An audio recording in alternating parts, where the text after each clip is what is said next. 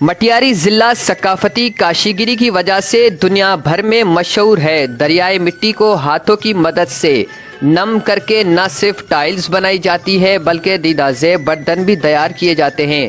نصر پور کے محنت کش کاشیگر اپنے ہاتھوں کے فن سے ایسے فن پارے تیار کرتے ہیں کہ دنیا دیکھ کر کوئی دنگ رہ جائے۔